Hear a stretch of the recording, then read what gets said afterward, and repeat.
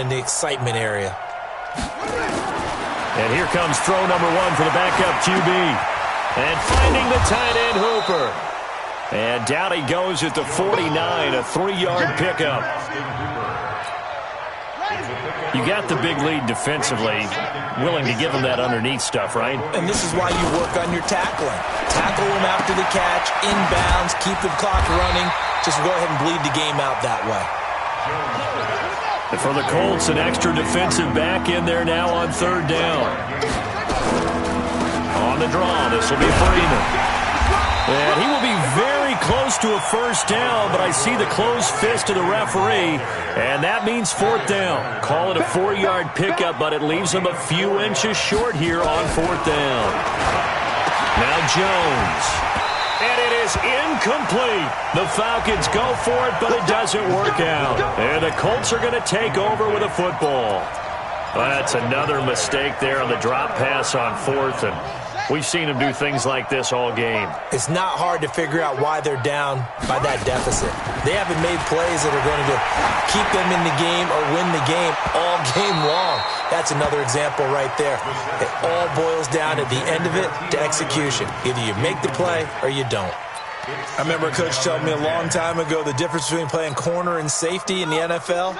Corner is like the Autobahn. Everybody just flying by, and these corners have been really busy in this game, although they got it done on the last play. On the last play, yes, but there have been some good numbers put up against them offensively. That throw good for only a couple. It brings up 3rd down. One thing you're hoping for when you run drag routes, you're able to hit a receiver in stride, and he can pick up a lot of yardage after the catch. But in this situation, the defense was effective, able to stop him before he could get a good head of steam going. Here's Brissett. And he can't find anywhere to go with it, and he goes down. Vic Beasley making it look easy, cruising in for the sack. Well, they go play fake. The problem is nobody was faked out. And when no one's faked out, what's the end result? Sack. Quarterback gets hit. Mike spot 9, Mike spot 9. Too little, check 59. 4th down, Brissett. He's going to fire one deep over the middle. Oh, a ball batted in the air, and now it's intercepted. It's Desmond Trufant. On 4th down, that turned out like a punt. Maybe he was better defensively there just to knock it down. And you know they go over those situations. All right, 4th down, where's the ball? Where would we get the ball? But instinct takes over, and when it's in the air, they just go and get it. So it's hard to get on him for intercepting it, but the smart play would have been what you suggested. Knock it down and take over in a deeper position. Now here's a pass on 1st down that's knocked away and incomplete. Austin Hooper, the tight end, was the intended target, but it's going to be 2nd down. 2nd and 10 from the 33-yard line. Here's Kelly to throw again. Over the middle, that's caught by Ridley. And he'll take it into the end zone. Touchdown, Atlanta. Calvin Ridley, his first touchdown here of the new campaign. And the Falcons get a bit closer.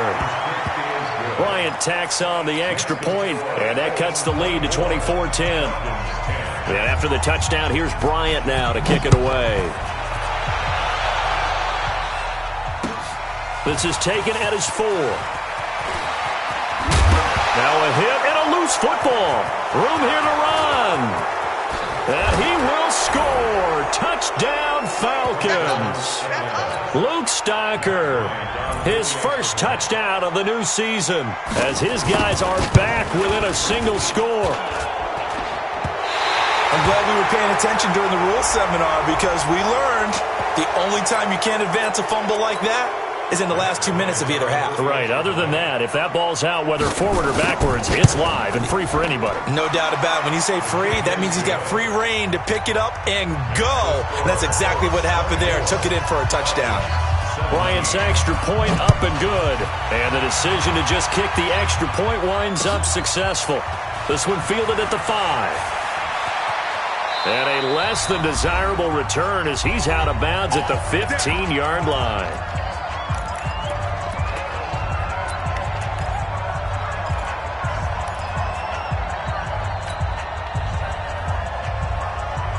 So the Colts in possession of the football as we get you reset. They've got a 1st and 10 as they look to try and finish this one off. They'll start on the ground with Mack. And I think this defense knew what was coming as he is smothered behind the line. It'll be a loss of 1, and that'll bring up a 2nd and 11.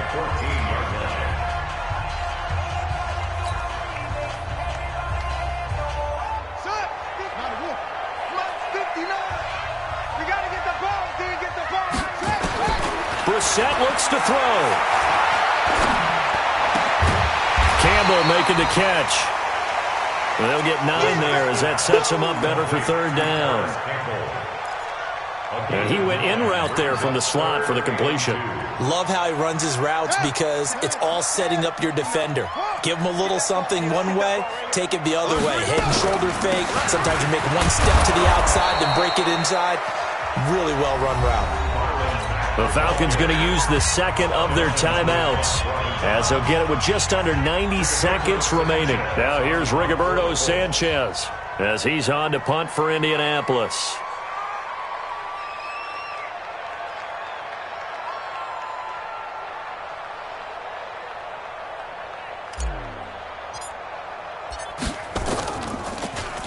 And he uncorks a beauty. Best of the day.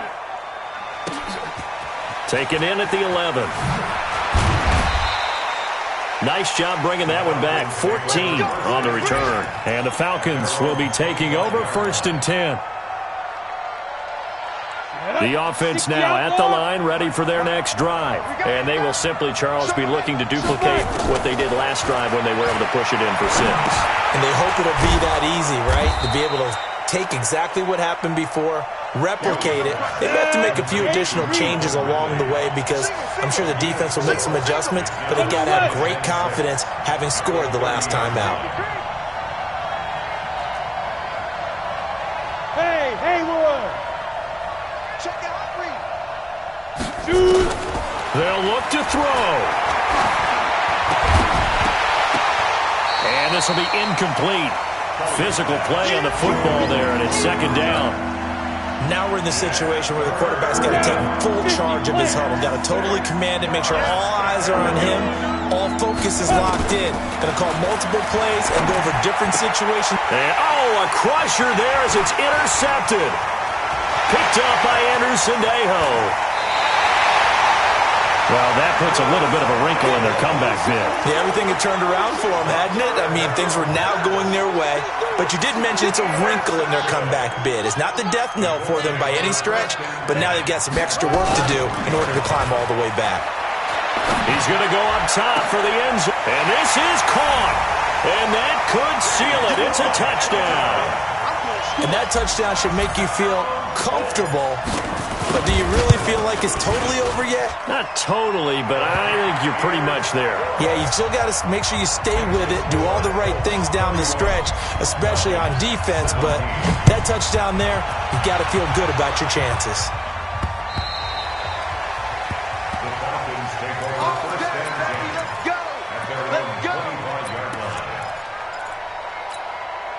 About set to begin their next drive, the Falcons offense at the line. They can't do much at this point, partner. This one is going to go down in the loss column. You don't make up for what has happened during the game in this sequence here. Maybe you hand it off and let someone run the ball if you so choose. But otherwise, just kneel down, call it a day, and try and prepare going forward. One final shot. They'll look to throw. He's going to let it fly. And this will be caught at the 30. And a little bit of a consolation prize there. He's into the end zone.